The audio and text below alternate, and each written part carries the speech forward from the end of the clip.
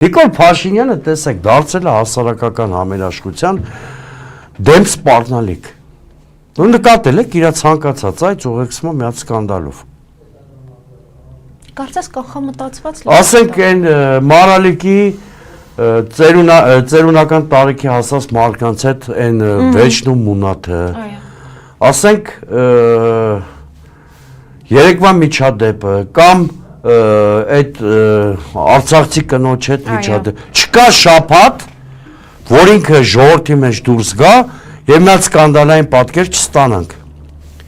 Կամ դու ցուցադրաբար հրահանգում ես, որ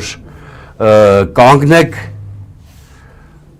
մնտեղում այդ տղաներին մի պատժեք եւ այլն, այդ ֆոնը ապահովում ես իբր շատ տոլերանտ ու ժողովրդավար ղեկավար ես, ոտքը չկտրված, պատարակը դեռ չավարտված, եկեղեցու բակում հրոսակի պես ձերբակալում են այդ երկու տղաներին։ Երկուսն են կարծեմ։ Երեքին բայց երկուսին, ասենք ինչ խնդիր ես լուծում։ Երեք համացանցն էի թերթում, իշքան հասկացա այդ երկու երիտասարդները բավականին լավ առաջադիմություն ունեցող բարձր դասանի աշակերտներ են, որոնք բուն ընդունվելու շեմին են։ Մարժի, որ դու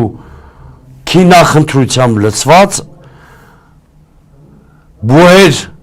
բուերի փոխարեն այդ երկու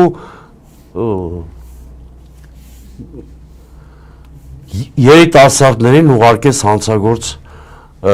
աշխարհի գիրկը։ Բայց ցույց տուր, որ տոլերանտ ղեկավար ես, ցույց տուր, որ վեր ես կանգնում ինչ-որ բաներից, կամ ինչես տարե այդ կեպեզային պահում այդ տղերքին։ Կամ ինչ կա, հիմա միջադեպեր եղավ, ենթադրենք, դուք նկատած կլինեք, չէ՞, քանի անգամ են Մակրոնի վրա ձուն էտել, նույնիսկ հարձակվել են վրան։ Միայն Մակրոնի չէ։ Միայն Մակրոնի չէ։ Այս չեմ ասում անարգել, պետքա խրախուսել, որ մեկը հարձակվի երկրի ղեկավարի վրա կամ որևէ գործ չի։ Էլի եմ կրկնում, ես բռնությանը դեմ եմ, հանկարծ որևէ մեկ իմ խոսքերը, ես նույնիսկ բռնություն հրահարող խոսքին եմ դեմ։ Այո։ Բայց ով այդ խոսույթը մտցրել մեր իրականություն։ Ով է այդ գրեիկ բառապաշարը դոմփելու կարգի, կամ ով է ասել ես դրանց հազար ներողություն ձեր հետևորդներից, ով է տարբեր առիթներով ասել դրանց լրիվ շինելու եմ, որը եւ բռնությունա եւ գրեիկաբանություն։